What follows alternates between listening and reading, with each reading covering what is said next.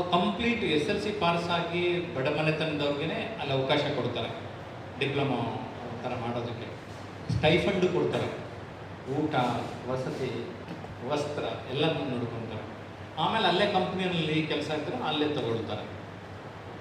ನನ್ನ ಸುಮ್ಮನೆ ವಿಸಿಟ್ಗೆ ಬನ್ನಿ ಸರ್ ಒಂದು ಹುಡುಗದು ಹಾಸ್ಟ್ಲಿಗೆ ಹೋಗೋಣ ರೂಮ್ಗೆ ಅಂದರೆ, ಚಪ್ಪಲಿ ಎಲ್ಲಿರಬೇಕೋ ಅಲ್ಲಿರುತ್ತೆ, ಮಗ್ಗೆಲ್ಲಿರಬೇಕೋ ಅಲ್ಲಿರುತ್ತೆ. ಅಂದರೆ ಒಂದು ಜಾಗ ಅಂತ ಇದ್ದರೆ ಆ ಜಾಗದಲ್ಲಿ ಅಲ್ಲಿರಬೇಕು. ಇವಾಗ ಇಲ್ಲೊಂದು ಮಾರ್ಕ್ ಇದೆ, ಇಲ್ಲಿ ಇದಿರಬೇಕಂದ್ರೆ ಅದಲ್ಲಿರುತ್ತೆ. All the 24 hours. ಅವ್ರು ಹೇಳಿದ್ರು ಈವನ್ ಮಿಡ್ ನೈಟಲ್ಲಿ ಹೋಗಿ ನೀವು ನೋಡಿದ್ರು ಆ ಒಂದು ಡಿಸಿಪ್ಲಿನ್ನು, ಶಿಸ್ತನ್ನು ನಾವು ಫಾಲೋ ಮಾಡ್ತೀವಿ ಅಂತ ಹೇಳಿದ್ರು. ಅಂದರೆ ನಾವು ಒಂಥರ 100% ಯಂತ್ರ ಆಗಬೇಕು ಅಂತ ಅಲ್ಲ, ಒಂದು ಸಿಸ್ಟಮ್, ಒಂದು ಪ್ರಾಸೆಸ್.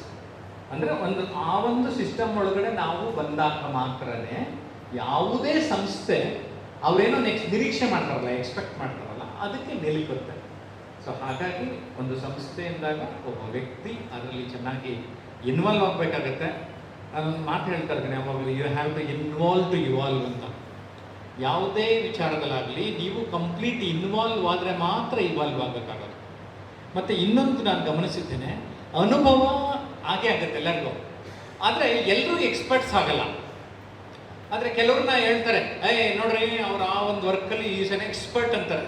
ಎಲ್ರಿಗೂ ಎಕ್ಸ್ಪರ್ಟ್ ಅಂತಾರ? ನೀವು ಯಾವಾಗ ನೀವು ಮಾಡ್ತಾ ಇರೋ ಕೆಲಸದಲ್ಲಿ ಎಕ್ಸ್ಪರ್ಟ್ ಆಗ್ತೀರಾ, ಆಗ ನೀವು ಬೇಷ್ ಅನ್ಸ್ಕೊತೀರ. ಬಿಕಾಸ್ ನಿಮ್ಮನ್ನ ಸೀನಿಯರ್ಸ್ ಅಂತ ಕನ್ಸಿಡರ್ ಮಾಡಿ ಜೂನಿಯರ್ ಬಂದವ್ರಿಗೆ ಅವ್ರಿಗೆ ಗೈಡ್ ಮಾಡಿರಿ ನೋಡ್ರಿ ಅಂತ ನಿಮಗೆ ಹೇಳ್ತಾರೆ. ಪ್ರಮೋಷನ್ಗಳು ಬಂದಾಗ್ಲೂ ಅಂಥವ್ರಿಗೆ ಅವಕಾಶಗಳು ಕೊಡೋದನ್ನು ನಾವು ಗಮನಿಸ್ತೇವೆ. ಹಾಗಾಗಿ ನಾವು ಮಾಡೋ ಕೆಲಸ ಕಾಯಕವೇ ಕೈಲಾಸ, ದೇಶ ಸೇವೆ, ಈಶ ಸೇವೆ, ಅದನ್ನು ಗಮನಿಸದಲ್ಲಿ ಇಟ್ಕೋಬೇಕು. ಒಂದು. ಎರಡನೇದು, ನಾವು ಅಲ್ಲಿ security force, military, air force, navy ಏನು ವರ್ಕ್ ಮಾಡ್ತಾರೋ ಅದು ನಾವು ನಮ್ಮ ದೇಶಕ್ಕೆ ನಮ್ಮ ಕಾಣಿಕೆನ ಈ ಒಂದು ಸಂಸ್ಥೆ ಮೂಲಕ ಸಲ್ಲಿಸ್ತಾ ಇರ್ತೀವಿ. ಬೇರೆ ಬೇರೆ ದೇಶದ ಕಂಪ್ನಿಗಳಾಗಿರ್ಬೋದು, ಆದರೆ ನಮ್ಮ ದೇಶದಲ್ಲಿ ಮಾಡಿರೋದ್ರಿಂದ ಅದು ನಮ್ಮ ದೇಶದಲ್ಲಿ ಇರುವ ಸಂಸ್ಥೆಗಳಾಗ್ತವೆ. ನಮ್ಮ ಇಲ್ಲಿ ಅದಕ್ಕೋಸ್ಕರನೇ ಇಲ್ಲಿಯ ಲೋಕಲ್ ಎಂಪ್ಲಾಯ್ಮೆಂಟ್ ಕ್ರಿಯೇಟ್ ಆಗಿರುತ್ತೆ.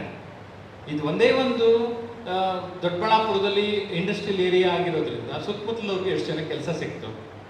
ಯಾಕೆ ಇಂಡಸ್ಟ್ರಿಯಲ್ ಏರಿಯಾ ಇಲ್ಲದೆ ಇರೋದು ಕಡೆ ಅಷ್ಟು ಅವ್ರಿಗೆ ಕೆಲಸ ಸಿಗೋದಿಲ್ಲ, ಒದ್ದಾಡ್ತಾರೆ, ಎಷ್ಟೆಷ್ಟು ದೂರ ಹೋಗ್ತಾರೆ. ಸೊ ಅದೊಂದು ಗ್ರೇಟೆಸ್ಟ್ ಅಡ್ವಾಂಟೇಜ್. ಸುತ್ತಮುತ್ತಲವರು ಊರಿನವ್ರು ಬರ್ತೀವಿ, ಕೆಲಸ ಮಾಡ್ತೀವಿ, ಅವ್ರ ಸಂಸ್ಥೆ ಒಂದು ವೇದಿಕೆ, ಒಂದು ಪ್ಲ್ಯಾಟ್ಫಾರ್ಮ್ ಕೊಟ್ಟಂಗೆ, ಅವ್ರ ಡ್ರಾಮಾಗ ಒಂದು ಸ್ಟೇಜ್ ಕೊಟ್ಟಂಗೆ. ನಿಮಗೊಂದು ಸ್ಟೇಜ್ ಇದು, this is A stage. So ಆ ಒಂದು ಅವಕಾಶವನ್ನು ನಾವೆಲ್ಲ ಸರಿಯಾಗಿ ರೂಪದಲ್ಲಿ ಬಳಸ್ಕೊಂಡ್ರೆ ಐ ಥಿಂಕ್ ಅದು ಒಂದು ರೀತಿ ಸಂತೋಷ ಸಿಗಲಿಕ್ಕೆ ಸಾಧ್ಯ ಆಗ್ತದೆ. ಎಲ್ರಿಗೂ ಗೊತ್ತು, ಜೀವನ ಹುಟ್ಟು ಸಾವಿನ ನಡುವೆ ಇರುವ 3 ದಿನ. ಬೇಂದ್ರೆ ಹೇಳ್ತಾರೆ, ರಸವೇ ಜನನ, ವಿರಸ ಮರಣ, ಸಮರಸವೇ ಜೀವನ. ಎಲ್ಲ ಸಮರಸ, ಒಂದು ಅಂಡರ್ಸ್ಟ್ಯಾಂಡಿಂಗ್. ನಿಮ್ಗೇನು ಖುಷಿ ಇರುತ್ತೆ ಅಂದರೆ, ಫ್ಲೋರಲ್ಲಿ ಕೆಲಸ ಮಾಡಬೇಕಾದ್ರೆ ಕೆಲವರು ಫ್ರೆಂಡ್ಸ್ ಆಗ್ತಾರೆ, ಒಂಥರ ಒಂದು ಖುಷಿ ಆಗುತ್ತೆ, ಆ ಸ್ನೇಹ ಮನೋಭಾವನೆ ಬರುತ್ತೆ. ಆ ಸ್ನೇಹ, ಫ್ರೆಂಡ್ಶಿಪ್ಪಿಗೆ ವ್ಯಾಲ್ಯೂ ಇರೋದು ಟಾಪ್ ಕ್ಯಾಡ್ರಿಗಿನ್ನ ಲೋಯರ್ ಕ್ಯಾಡ್ರಲ್ಲೇ ಜಾಸ್ತಿ. ಅದು ನನಗೆ ಗೊತ್ತದು. ಅದಕ್ಕೆ ನೀವೆಲ್ಲ ಶಂಕರ್ನಾಗ್ ಇಷ್ಟಪಡ್ತೀರ, ಅಥವಾ ಇನ್ನೊಂದು ಒಂದು ರೀತಿ ಪ್ರಾಣಕ್ಕೆ ಪ್ರಾಣ ಕೊಡೋಕ್ಕೆ ವಿಶ್ವಾಸಕ್ಕೆ ರೆಡಿ ಆಗ್ತೀರಿ. ನಾನು ಹೇಳಿದ್ದು ಕರೆಕ್ಟಾ? ಈಗ ಹಾಡಬೇಡ ಸರ್ ನನಗೆ, ಹೌದಲ್ಲ? ನಾನು ಹೇಳ್ತಾರೆ ಸರಿನಾ? ಓಕೆ. ಶಂಕರ್ನಾಗ್ ಅಷ್ಟು ಚೆನ್ನಾಗಿ ಅವ್ರ ಟೀಮ್ ಜೊತೆ ಇನ್ವಾಲ್ವ್ ಆಗ್ತಾ ಇದ್ರು. ನಾನು ಡ್ರಾಮಾ ನೋಡಿದ್ದೀನಿ. ಎಲ್ಲರೂ ಆಲ್ ಟೀಮ್ ಮೆಂಬರ್ಸ್ ಎಲ್ಲರೂ ಒಂದು ಅಂತ ನೋಡೋರು, ಎಲ್ಲರ ಜೊತೆ ಚೆನ್ನಾಗಿರೋರು. ಸೊ ಅವರು ಟೀಮ್ ಮೆಂಬರ್. ಇದೇ ಶಂಕರ್ನಾಗ್ ಸಮಯಕ್ಕೆ ಸಂಬಂಧಪಟ್ಟಿದ್ದು ಒಂದು ವಿಚಾರ ಇದೆ. ನಾನು ಶಂಕರ್ನಾಗ್ ಫ್ರೆಂಡೇ ಹೇಳಿದ್ದು. ಅವ್ರು ಕೇಳೋರಂತೆ ಯಾವಾಗಲೂ, ಏನು ಶಂಕರ್ನಾಗ್ ನೀನು ಹಗಲು ರಾತ್ರಿ ಅಂದೆ ದುಡಿತೀಯಲ್ಲಪ್ಪ, ಕೆಲಸ ಮಾಡ್ತೀಯಲ್ಲ, ಯಾಕೆ ನಿದ್ದೆ ಮಾಡೋದಿಲ್ಲ ಅಂತ. ಓಕೆ. ಅದಕ್ಕೆ ಅವರು ಏನು ಹೇಳ್ತದೆ ಅಂತ ಗೊತ್ತಾ? ಅಯ್ಯೋ ಅದಕ್ಕೇನಂತೆ ಸತ್ತ ಮೇಲೆ ಇದ್ದೇ ಇದೆಯಲ್ಲ ಫುಲ್ ನಿದ್ದೆ ಮಾಡೋದು, ಈಗ ಬದುಕಿದಾಗ ಸ್ವಲ್ಪ ಕಡಿಮೆ ನಿದ್ದೆ ಮಾಡಿ ಕೆಲಸ ಜಾಸ್ತಿ ಮಾಡೋಣ ಅಂತಾರೆ. ಅರ್ಥ ಆಯ್ತಾ? ಓಕೆ. ಸೊ ಅರ್ಥ ಮಾಡ್ಕೊಳ್ಳಿ. ಇನ್ನು ಕೆಲವು ಸಾಧಕರು, ನಾನು ಇನ್ನೊಬ್ರು 96 ಇಯರ್ಸು, ಒಂದು ಕಂಪ್ನಿ ಬಾಸು, 96, ಅವರು 2 hours ನಿದ್ದೆ ಮಾಡೋದು ಅಂತ. ಅವ್ರನ್ನ ನನ್ನ ಕ್ಯಾಂಪ್ಗೆ ಗೆಸ್ಟಾಗಿ ಕರೆಸಿದ್ದೆ. ನಾನು ಯೂಟ್ಯೂಬಲ್ಲಿ ನೋಡಿ ಹಾಕಿದ್ದೀನಿ, ಅವ್ರ ಜೊತೆ ಚಿಟ್ ಚಾಟ್ ಮಾಡಿದ್ದೀನಿ. ಅಟ್ ದಿ ಏಜ್ ಆಫ್ 96 96ನೇ ವಯಸ್ಸಿನಲ್ಲಿ. ಕಂಪ್ನಿಗೆ ಕರೆಕ್ಟಾಗಿ 9 ಗಂಟೆಗೆ ಬರ್ತಾರಂತೆ. ಅರ್ಥ ಆಯ್ತಾ? 9 ಗಂಟೆಗೆ ಬಂದು ಈಗಲೂ 1-2-3 ಅವರ್ಸ್ ಇದ್ದು ಡೈಲಿ ಹೋಗ್ತಾರೆ. ನಾನು ಅವರು ಪಾಲನೆ ಮಾಡಿದ ಜೀವನದಲ್ಲಿ ಅನುಸರಿಸ್ತಾ ಇರೋದು 20 ಪಾಯಿಂಟ್ ಅಷ್ಟೇ ಶೇರ್ ಮಾಡಿದ್ರು ನಮ್ಮ ಕ್ಯಾಂಪ್ ಸ್ಟೂಡೆಂಟ್ಸ್ಗೆಲ್ಲ. ನೋಡ್ರಪ್ಪ, ನಾನು ಇದರಲ್ಲಿ ನಂಬಿಕೆ ಇಟ್ಟಿದ್ದೇನೆ, ನಂಬರ್ 1, ನಂಬರ್ 2 ಅಂತ. ಯಾಕೆ? ಆ ಇಳಿ ವಯಸ್ಸಿನಲ್ಲಿಯೂ ಉತ್ಸಾಹ, ಆಸಕ್ತಿ, ಬದುಕಿನ ಬಗ್ಗೆ ಪ್ರೀತಿ. ನಾನು ಬೇರೆ, ನನಗೊಬ್ರು 125 ವರ್ಷದವ್ರು ಗೊತ್ತಿತ್ತು, ನೀವು 125 ವರ್ಷದವರೆಗೂ ಬಾಳಬೇಕು ಸರ್ ಅಂದೆ. ವೈ ನಾಟ್ 150 ಅಂದರು. ಯಾಕೆ 150 ಅಂತ ಹೇಳಲಿಲ್ಲ ನನಗೆ, ಬರೀ 125 ಅಂತ ಹೇಳಿದ್ರಿ ಅಂತ ಕ್ವಶನ್ ಮಾಡ್ತಾರೆ. ನಾವು ಈಗಲೇ ಅಯ್ಯೋ ಇನ್ನೇನೈತೆ ಸಾರ್, ಇನ್ನೇನು ಸಾರ್. ನನಗೆ 90 ವರ್ಷದ ಮೇಲ್ಪಟ್ಟವರು ಒಂದು 25 ಜನ ಒಟ್ಟು ಪರಿಚಯ ಆಗಿದ್ದಾರೆ ನನ್ನ ಜೀವನದಲ್ಲಿ, 123 ವಯಸ್ಸಿನವ್ರಿಗೆ. ಅವರೆಲ್ಲ 18 to 40, 18ರಿಂದ 40 ವಯಸ್ಸಿನವ್ರು ಇರ್ತಾರಲ್ಲ, ಆ ಥರ ಬಬ್ಲಿಂಗ್ ಎಂತೂಸಿಯಾಸಮ್ ಅಂತೀವಿ. ಅಂದರೆ ಉತ್ಸಾಹ ಹಂಗೆ ಪುಟಿಯುತ್ತೆ. ಅವ್ರು ನಂಗಿರ್ಬೇಕಾದ್ರೆ, ನಾವು ಕೆಲಸ ಮಾಡ್ಬೇಕಾದ್ರೆ ಏನೇ ಕೆಲಸ ಮಾಡಲಿರಿ, ಯಾಕೆ ನಮಗೆ ಖುಷಿ ಇರಲ್ಲ? ಅದು ಖುಷಿ ಎಲ್ಲೋ ಇಲ್ಲ, ನಾವು ತಂದ್ಕೋಬೇಕು. ಇಂಟರ್ನಲ್ ಒಳಗಡೆ ತಂದ್ಕೋಬೇಕು ನಾವು. ನಾನು ಖುಷಿಯಾಗಿರ್ಬೇಕು, ನಾನು ಸಂತೋಷವಾಗಿರ್ಬೇಕು, ನಾನು ಬದುಕನ್ನು ಅನುಭವಿಸ್ಬೇಕು. ಅದು ಕುಟುಂಬದಲ್ಲಾಗಲಿ, ಕಚೇರಿನಲ್ಲಾಗಲಿ. ನಾನು ಇಲ್ಲಿ ಚೆನ್ನಾಗಿದ್ಬಿಟ್ಟು ಅಲ್ಲಿ ಚೆನ್ನಾಗಿ ಇಲ್ಲದೆ ಇದ್ರೆ ಆಗಲ್ಲ. ಅದು ಮನುಷ್ಯ ನಾವು ಒಬ್ಬನೇ. ಎರಡೂ ಕಡೆ ಒಂದೇ ಥರ ಇದ್ದರೆ ಮಾತ್ರ ನಿಮ್ಮನ್ನು ಒಂದೇ ಥರ ಸರಿಯಾಗಿದ್ದಾನೆ ಮನುಷ್ಯ ಅಂತಾರೆ. ಇಲ್ಲೊಂಥರ ಅಲ್ಲೊಂಥರ ಇದ್ದರೆ ಡಬಲ್ ಸ್ಟ್ಯಾಂಡರ್ಡ್ ಅಂತಾರೆ. ನಾನು ಚೆನ್ನಾಗಿ ಮಾತಾಡಿದ್ರೆ ಇಲ್ಲೂ ಚೆನ್ನಾಗಿ ಮಾತಾಡಬೇಕು, ಮನೇಲೂ ಚೆನ್ನಾಗಿ ಮಾತಾಡಬೇಕು. ಒಬ್ರು ಎರಡೆರಡು ಥರ ಮಾಡಿದ್ರೆ ಡ್ರಾಮಾ ಅಂತಾರೆ ಅದನ್ನು. ಅದು ನಿಜವಾದ ಡ್ರಾಮಾ. ಅದು ನಾಟಕ ಮಾಡ್ಕೊಂಡು ಜೀವನನ ಇದು ಮಾಡೋದು. ಇದು ನಮಗೆ ಲಭ್ಯವಿರುವ ಒಂದೇ ಜೀವನ. ಅದು ಮುಂದಿನ ಜೀವನ ಇದೆಯಾ ಇಲ್ವಾ ನಮಗೆ ಕರೆಕ್ಟಾಗಿ ಗೊತ್ತಿಲ್ಲ ಅಲ್ವೇಂದ್ರೆ. ಆದರೆ ಇದು ಗ್ಯಾರಂಟಿನೇನ್ರಿ, ಇದು ಗ್ಯಾರಂಟಿ. ಆ ಕೊನೆ ದಿನ ಯಾವ ಥರ ಬರ್ಬೋದು ಬಿಡೋನು, ಯಾವತ್ತದು ಕೊನೆ ದಿನ ಗೊತ್ತಿಲ್ಲ ನಮಗೆ. ಬಟ್ ಆದರೆ ಇವತ್ತಿದ್ದೀವಲ್ಲ, ಅದಕ್ಕೆ ನಾನು ಹೇಳಿದ್ದು ಒಂದೊಂದೇ ದಿನನ ಚೆನ್ನಾಗಿ ಕಳೀರಿ. ಅದಕ್ಕೆ ಇಂಗ್ಲೀಷಲ್ಲಿ ಈಗ ಹೇಳ್ತೀನಿ, preview in the morning, review in the evening. ಬೆಳಿಗ್ಗೆ ಏನು ಮಾಡಬೇಕು ಕೆಲಸ ನಿಮ್ಗೆಲ್ಲರಿಗೂ ಗೊತ್ತಿರುತ್ತೆ. ಅದನ್ನು ಸರಿಯಾಗಿ ಮಾಡೋಣ ಅಂತ ಸಂಜೆ ಯೋಚನೆ ಮಾಡಿ ಅಂತ. Plan your day in the morning, audit your day in the evening. ಅಂದರೆ ಬೆಳಿಗ್ಗೆ ಯೋಜನೆ ಮಾಡ್ಕೊಳ್ಳೋದು, ಸಂಜೆ ಸರಿಯಾಗಿ ಮಾಡೋದನ್ನ ಇಲ್ವಾ ಅಂತ ಯೋಚನೆ ಮಾಡ್ಕೊಳ್ಳೋದು. ನಮ್ಮ ಬದುಕಿನಲ್ಲೂ ಅಷ್ಟೇ, ಇಂಪಾರ್ಟೆಂಟ್ ಕೆಲಸ, ಅರ್ಜೆಂಟ್ ಕೆಲಸ ಫಸ್ಟ್ ಮಾಡಬೇಕು. ನಾವು ಕೆಲವು ಸರಿ ಏನು ಮಾಡ್ತೀವಿ, ಅದು ಬಿಟ್ಬಿಟ್ಟು ಯಾವುದೋ ಚಿಲ್ಲರೆ ಕೆಲಸ ಮಾಡೋಕ್ಕೆ ಹೋಗ್ತೀವಿ, ಬೇಡವಾದ ಕೆಲಸ ಮಾಡೋಕ್ಕೆ ಹೋಗ್ತೀವಿ. ಜೀವನದಲ್ಲಿ ಆದ್ಯತೆ, priority, which is most important, which is most urgent, ಯಾವುದು ಅರ್ಜೆಂಟು, ಯಾವುದು ಇಂಪಾರ್ಟೆಂಟ್ ಅಂತ ಅಂದ್ಕೊಂಡು ನೀವು ಆ ಥರ ಯೋಚನೆ ಮಾಡ್ತಾ ಬನ್ನಿ. ನಿಮ್ಗೆ ಆ ಚೇಂಜ್ ಗೊತ್ತಾಗೋಗುತ್ತೆ, ಡಿಫ್ರೆನ್ಸ್ ಗೊತ್ತಾಗೋಗುತ್ತೆ. ಓಕೆ. ಆಮೇಲೆ ಇನ್ನೊಂದು ನಾನು ಗಮನಿಸಿರೋದು, ಸುಮಾರು ಜನ ಏನು ಮಾಡಬೇಕೋ ಅದನ್ನು ಬಿಟ್ಟು ಉಳಿದಿದ್ದೆಲ್ಲ ಮಾಡ್ತಾ ಇರ್ತಾರೆ. ಅರ್ಥ ಆಯ್ತಾ? ಯಾವುದೋ ಒಂದು ಸ್ಕೂಲ್ಗೆ ಹೋಗಿದ್ದೆ, ಆ ಸ್ಕೂಲ್ ಟೀಚರ್ಸು ಪಾಠ ಮಾಡೋದೊಂದು ಬಿಟ್ಟು ಉಳಿದಿದ್ದೆಲ್ಲ ಮಾಡೋರು. ರಾಜಕೀಯ ಮಾಡೋರು, ಬಿಸ್ನೆಸ್ ಮಾಡೋರು, ಬೇರೆ ಬೇರೆ ವ್ಯವಹಾರಗಳೆಲ್ಲ ಮಾಡೋರು. ಏನು ಬಂತು? ನಾನು ಏನೋ ಒಂದು ಪಾತ್ರ ತಗೊಂಡಿದ್ದೀನಲ್ಲ, ಆ ಪಾತ್ರ, ಆ ಡೆಸಿಗ್ನೇಷನ್, ಅದಕ್ಕೆ ನ್ಯಾಯ ತರಬೇಕು. ನಾನು ಗೌರ್ಮೆಂಟ್ ಡಿಪಾರ್ಟ್ಮೆಂಟವ್ರಿಗೂ ಹೇಳಿವೆ, ಅಲ್ಲಿ ಎಷ್ಟೋ ಜನ ಅವ್ರು ಏನು ಅನ್ಕೊಂಡ್ಬಿಡೋರು, ಯಾರಾದರೂ ಗೌರ್ಮೆಂಟ್ ಕಿಂಗು ಗೌರ್ಮೆಂಟ್ ಕ್ವೀನ್ ಅಂತ ಕರೀತಾರ ಅಂತ ಕೇಳಿವೆ ನಾನು. ಇಲ್ಲ ಸರ್, ಏನಂತ ಕರೀತಾರೆ? Government servant. IAS officer is a big servant, P1 is a small servant, but both are servants. ಹಾಗಾದ್ರೆ who is king? Who is king? ಜನ. ನಿಮ್ಮ ಕೇಸಲ್ಲಿ ಕಸ್ಟಮರ್ ಇಸ್ ಕಿಂಗ್. ಆ ಕಸ್ಟಮರ್ನ ನಾವು ಅವ್ರಿಗೆ ಹೆಂಗೆ ಬೇಕೋ ಅವ್ನು ನೀಡೋಕ್ಕೋಸ್ಕರ ನಾವೆಲ್ಲ ಸಂಸ್ಥೆಗಳು ವರ್ಕ್ ಮಾಡೋದು. ಕರೆಕ್ಟಾ? ಮರ್ತು ಬಿಡ್ತೀವಿ ಎಷ್ಟೋ ಸರಿ. ನಾನು ಆಫ್ಲೋರ್ಲಿ ನಾನೇ ಯಜಮಾನ ಅಂದ್ಕೊಂಡ್ಬಿಡ್ತೀವಿ. ಕರೆಕ್ಟಾ? ನಾನೇ, ನಂದೇ. ಹಾಳಾದ ಈ ಅಹಮ್ಮೆ ಹಾಳು ಮಾಡಿರೋದ್ರಿ ಎಲ್ಲರನ್ನ. ಅಹಂ, ಈಗೋ, ಅದೊಂದು ಪಕ್ಕಕ್ಕೆ ಇಡಬೇಕು.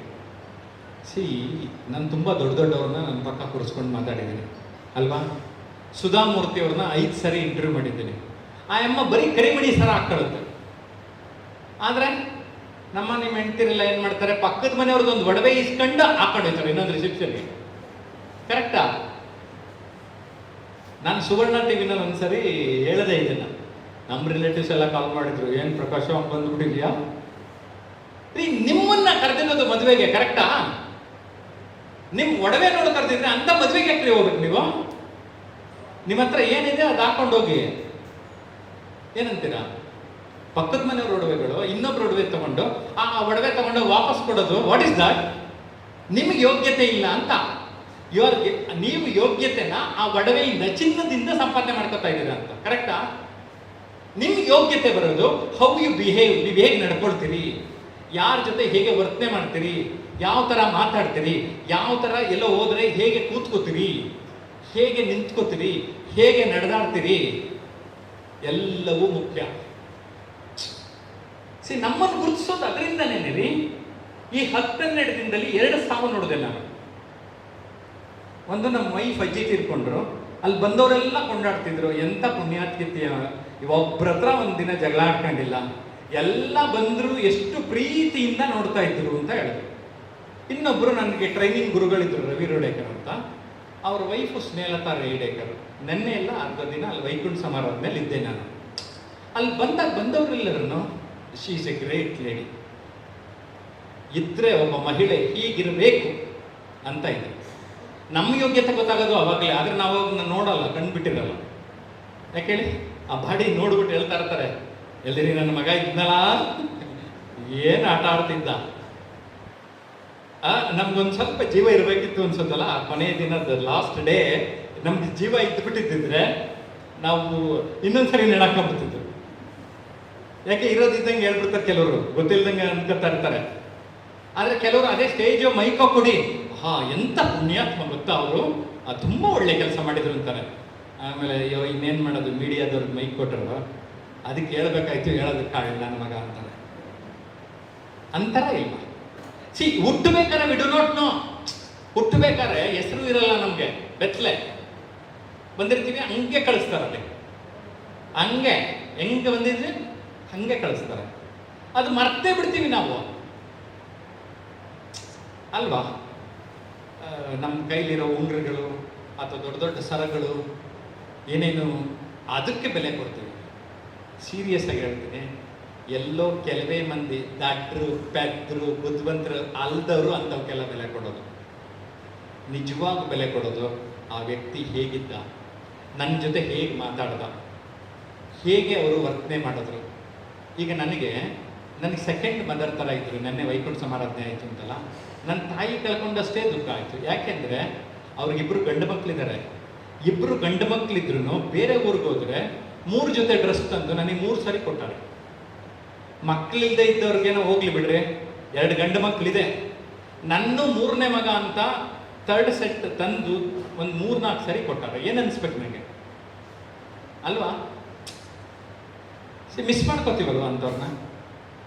ನಾವು ನಮ್ಗೆ ಎಷ್ಟು ಜನಕ್ಕೆ ಆ ಪ್ರೀತಿ ವಿಶ್ವಾಸ ತೋರಿಸಿದ್ದೀವಿ. ಮನೆಯಲ್ಲೇ ಕಾಲು ಇಳಿತಾರಲ್ರಿ, ಅಣ್ಣ ತಮ್ಮನ್ನ ಎಳಿತಾನೆ, ತಂಗಿ ಎಳಿತಾಳೆ, ಅಪ್ಪ ಅಮ್ಮಂದಿರೇ ಎಳ್ದಾಕ್ಬಿಡ್ತಾರೆ ಒಂದು ಸರಿ. ಯಾಕಂಗೆ ಬೇಕು? ಯಾಕೆ ನಾವು ಆ ಒಂದು ವಿಶಾಲ ಮನೋಭಾವ ನಮ್ಮಲ್ಲಿ ಇರಬಾರ್ದು? ಬ್ರಾಡ್ ಮೈಂಡೆಡ್ನೆಸ್ ಯಾಕೆ ಇರಬಾರ್ದು? ಯಾಕೆ ಕುಬ್ಜತನದಿಂದ, ಕೀಳುತನದಿಂದ ಎಲ್ಲ ಇನ್ನೊಬ್ರು ಕಾಲು ಹಿಡ್ಕೊಂಡು ಎಳೆಯಕ್ಕೆ ನೋಡ್ತೀವಿ.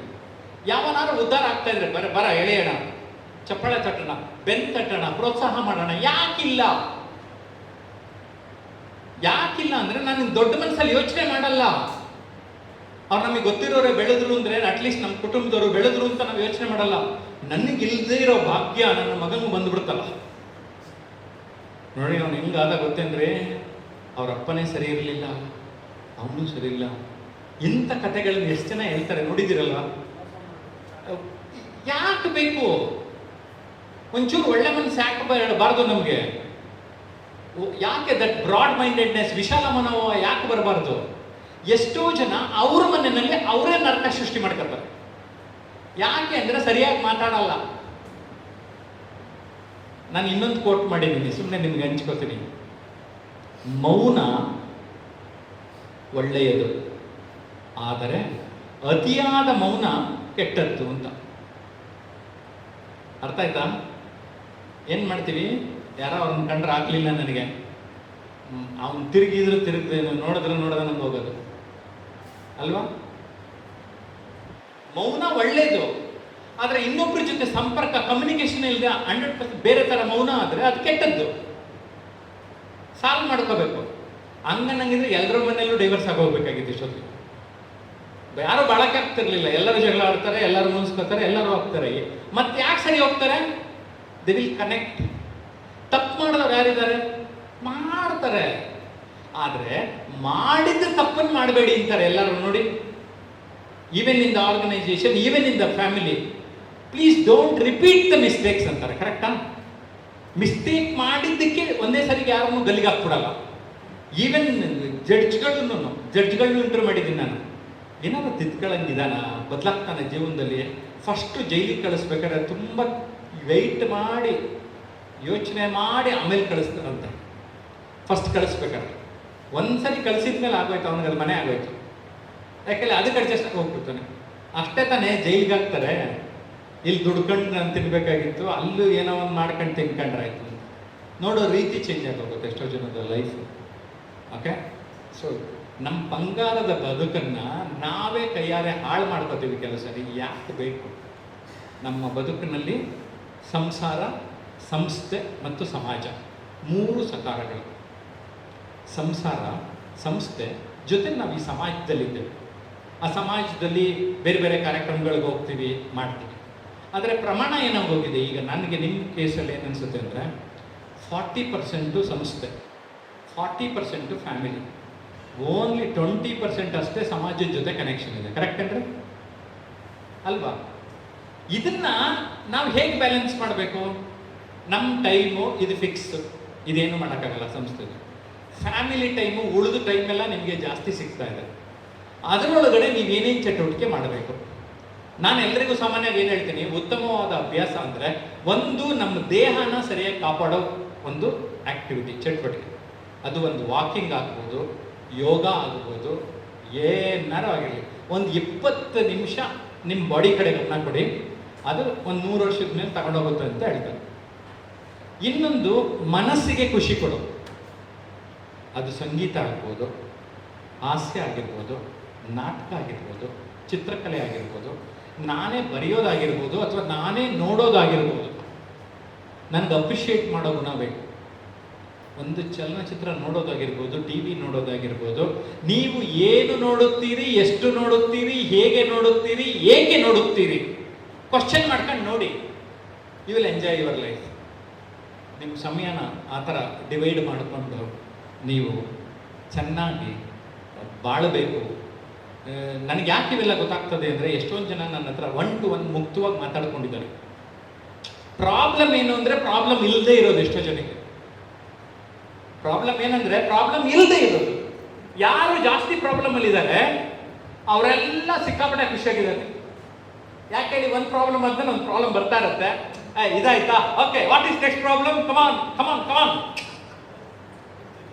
ಏನು ಸಮಸ್ಯೆ ಇಲ್ವಲ್ಲ, ಅದು ನಿಮ್ಮಂತರು ಒಂದು ಊಟ ಹಾಕೋದಲ್ಲ.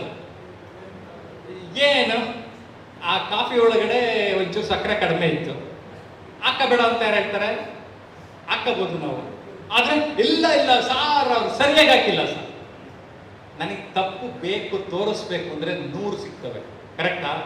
ನಾನು ನೋಡೋ ರೀತಿ ಚೇಂಜ್ ಆದರೆ ಎಲ್ಲ ಸರಿ ಹೋಗ್ತದೆ. ಅದಕ್ಕೆ ದೃಷ್ಟಿ ಬದಲಾದರೆ ದೃಶ್ಯ ಬದಲಾದೀತು ಅಂತ ಹೇಳ್ತಾ ಇರ್ತಾರೆ. ರಿಟ್ಟಲ್ ಕಂಪನಿ. ಓಕೆ, ನನಗೊಂಥರ ಇದೆ, ವಿಠ್ಠಲ ವಿಠ್ಠಲ ಪಾಂಡುರಂಗ ಅನ್ನೋದ್ರ ರಿಟ್ಟಲ್ ವಿಠ್ಠಲ ಒಂಥರ ದೇವ್ರ ಅದರೊಳಗಡೆ ಇದೆ ಅಂತ ನನಗೆ ಅನ್ನಿಸ್ತಾ ಇದೆ.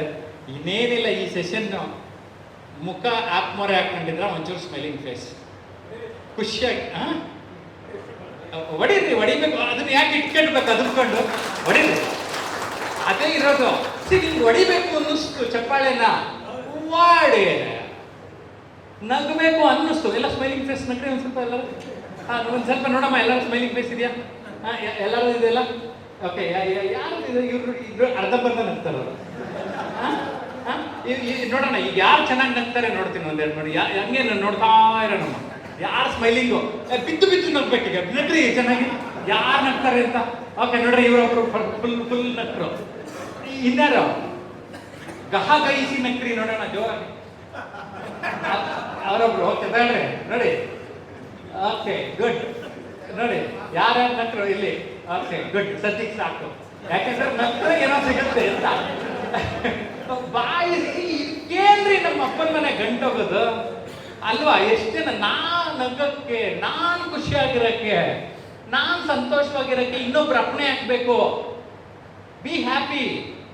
ನಿಮ್ಮ ಮಕ್ಕಳ ಜೊತೆ, ನಿಮ್ಮ ಹೆಂಡತಿ ಜೊತೆ ಖುಷಿಯಾಗಿರಕ್ಕೆ ನೀವೇ ಕಷ್ಟಪಡ್ಬೇಕು. ಅವ್ರಿಗೂ ನಿರೀಕ್ಷೆ ಇರುತ್ತೆ, ಬೈಕೆ ಇರುತ್ತೆ, ಒಳ್ಳೆ ಗಂಡ ಆಗಿ, ಒಳ್ಳೆ ಅಪ್ಪ ಆಗಿ, ಒಳ್ಳೆ ಮಗ ಆಗಿ. ನೀವೆಲ್ಲ ನನಗೆ ಗೊತ್ತು, ನಿಮ್ಮ ಪೇರೆಂಟ್ಸ್ನೆಲ್ಲ ಚೆನ್ನಾಗಿ ನೋಡ್ಕೋತೀರಾ, ಕರೆಕ್ಟಾ ಏನ್ರಿ? ನಾನು ಹೇಳ್ತೀನಿ 99% ನಿಮ್ಮ ಪೇರೆಂಟ್ಸ್ನ ಚೆನ್ನಾಗಿ ನೋಡ್ಕೋತೀರಾ. ಅಂದಮೇಲೆ ನಿಮ್ಮ ಸಂಸ್ಥೆ ಚೆನ್ನಾಗಿದೆ, ನಿಮ್ಮ ಸಂಸ್ಥೆನೂ ಚೆನ್ನಾಗಿ ನೋಡ್ಕೋತೀರಾ. ಏನಂತೀರಾ? ಹೌದಾ ಇಲ್ವಾ? ಸೊ ಆ ಒಂದು ಭಾವನೆ ನಮಗೊಂದ್ಸರಿ ಈ ರೀತಿ ಬಂತು ಅಂತ ಅಂದ್ರೆ ಸಾಕ್ರಿ ಅಲ್ವಾ? ನಮಗೆ ನಾವು ವಂಚನೆ ಮಾಡ್ಕೊಳ್ತಾ ಇದ್ರೆ ಆಗೋಯ್ತಲ್ವಾ? ನಮಗೆ ನಾವು ವಂಚಿಸಿಕೊಳ್ಳುವುದು ಬೇಡ. ನಮಗೆ ಸಿಕ್ಕಿರುವ ಅವಕಾಶವನ್ನು ಸರಿಯಾದ ರೀತಿಯಲ್ಲಿ, ಸರಿಯಾದ ರೂಪದಲ್ಲಿ ಬಳಸಿಕೊಳ್ಳೋಣ, ಬೆಳೆಸಿಕೊಳ್ಳೋಣ. ಏನಂತೀರಿ? ನಾವೆಲ್ಲರೂ ಈ ದೇಶವನ್ನ ಕಟ್ಟುವ ಪ್ರಜೆಗಳು, ಹಾಳು ಮಾಡೋರಲ್ಲ. ಕರೆಕ್ಟ್ ತಾನೆ? ನಾವು ದೇಶವನ್ನ ಕಟ್ತಾ ಇದ್ದೀವಿ, ಮನಸ್ಸುಗಳನ್ನ ಕಟ್ತಾ ಇದ್ದೀವಿ, ಹೃದಯಗಳನ್ನ ಕಟ್ತಾ ಇದ್ದೀವಿ. ನಮ್ಮ ಕೆಲಸ ನಾವು ಮಾಡುವುದರ ಮೂಲಕ ದೇಶಕ್ಕೆ ಒಂದು ಸೇವೆಯನ್ನ ಸಲ್ಲಿಸ್ತಾ ಇದ್ದೀವಿ. ನೀವೆಲ್ಲರೂ ಒಳ್ಳೆ ಕೆಲಸ ಮಾಡ್ತಾ ಇದ್ದೀರಿ. ಓಕೆ, ಒಂದ್ಸರಿ ಅಪ್ರಿಷಿಯೇಟ್ ಮಾಡ್ಕೊಂಡ್ಬಿಡೋಣ ಎಲ್ಲ. Come on. Yes, you are all doing great. Continue your work. ನೀವೇನು ಒಳ್ಳೆ ಕೆಲಸ ಮಾಡ್ತಾ ಇದ್ದೀರಿ ಅದನ್ನ ಮುಂದುವರಿಸ್ಕೊಂಡು ಬನ್ನಿ. ಅದನ್ನ ಖುಷಿಯಿಂದ, ಸಂತೋಷದಿಂದ, ನಗುವಿನಿಂದ, ತೃಪ್ತಿಯಿಂದ, ನೆಮ್ಮದಿಯಿಂದ ಕಳ್ಕೊಂಡು ನಗ್ನಗ್ತಾ ಇರೋಣ. ಓಕೆ, ನಿಮ್ಮೆಲ್ಲರಿಗೂ ಒಳ್ಳೇದಾಗಲಿ. ಇವತ್ತು ಬೇಕಂತ ನಾನು ರಾಷ್ಟ್ರಗೀತೆ ಜೊತೆಗೆ ಕಾರ್ಯಕ್ರಮ ಎಂಟು ಮಾಡ್ತೀನಿ. ದಯಮಾಡಿ ಎಲ್ಲ ನಿಂತ್ಕೊಂಡು